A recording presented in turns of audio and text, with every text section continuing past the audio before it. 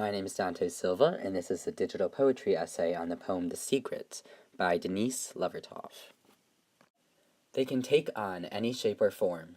They can be infinitely tweaked, shaped, proposed or revoked, free from expectations and fixed guidelines. They're powerful. Denise Levertov's The Secret attempts to convey that significance, drawing inspiration from what's perhaps one of humanity's most pressing questions, transcending time and borders. The secret behind happiness, behind purpose, behind the larger meaning in life. Throughout human history, that secret's been an allegorical holy grail of our existence, probing us to search for answers in the scientific, or in clear definitions, or in logic and empiricism. But maybe the answer, if it exists, lies within other mediums, within a collective experience, within the written word or artistic expression, or possibly we discover our secrets within the search itself. That's what Denise Levertov argues in her poem The Secret, that there is inherent beauty and meaning in poetry, and inherent life within prose. Perhaps more important than defining any meaning, within life or within poetry, is searching for fulfillment. The Secret by Denise Levertov. Two girls discover the secret of life in a sudden line of poetry. I, who don't know the secret, wrote the line. They told me, through a third person, they had found it, but not what it was, not even what it was about. No doubt that by now, more than a week later, they have forgotten the secret, the line, the name of the poem.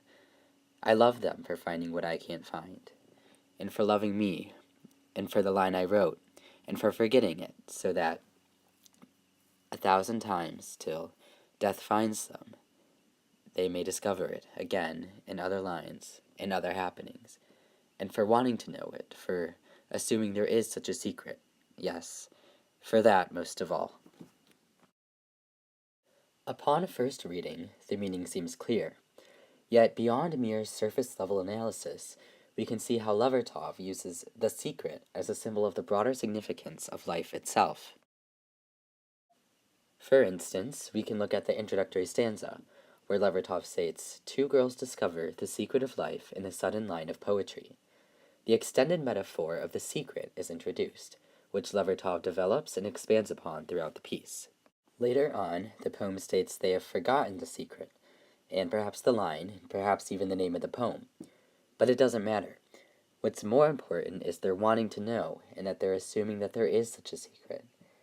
The idea of the secret's existence betrays the innocence of the young, and the hope of those still searching, still yearning to find deeper connections and deeper meaning to their own existence. The secret is connected to another idea as well, a recurring motif of poetry. The aforementioned secret of life is found by the girls within poetry. Now, it's not just within a specific line, or within the arranging of words, or even specific diction or rhetoric. They discover that poetry itself is not only valuable, but a living, breathing force. Thus, forgetting the discovery of the secret of one line of a single poem isn't a bad thing. It's actually a good thing, because the important part was the discovery of a potent relationship with poetry, because poetry is powerful. My favorite quote from another renowned poet, Audre Lorde, notes that previous thinkers have told us, I think, therefore I am. But poetry speaks to a different voice within us. Instead of, I think, therefore I am, we feel, therefore we can be free. In her words, poetry coins the language to express and charter this revolutionary demand in the implementation of that freedom. And I'd like to think that Levertov's work discusses a connection between poetry, freedom and feeling, and life itself. Which makes sense, considering Levertov's extensive work in avant-garde poetry. Born in 20th century England, she grew up with the works of T.S. Eliot, of the works of Leo Tolstoy, of Charles Dickens, and others, and she rose to prominence early on in her career, eventually becoming a part of a group of writers termed the New Romantics. Later Romanticism turned to the more American Transcendentalism, influenced by Emerson and Thoreau, but Levertov refused to conform to any school of poetry or any established fixed forms of practice. Similar to the work of Audre Lorde, Levertov's work expressed a collective experience, using poetry as a vehicle of change and to start movements. Levertov herself has spoken on her work, noting that she's always had a strong preference for works of art in which the artist was driven by a need to speak of what deeply stirred him. And to those around her, that's extremely evident. A more contemporary literary critic, Maria Popova, has noted that Levertov's drive, that creative impulse, comes from the artist's sincere and insurmountable desire, a need even to externalize a mysteriously moving interior experience, a private event of the psyche, into a public work of art. And in the case of that secret, the moving inner experience was genuine.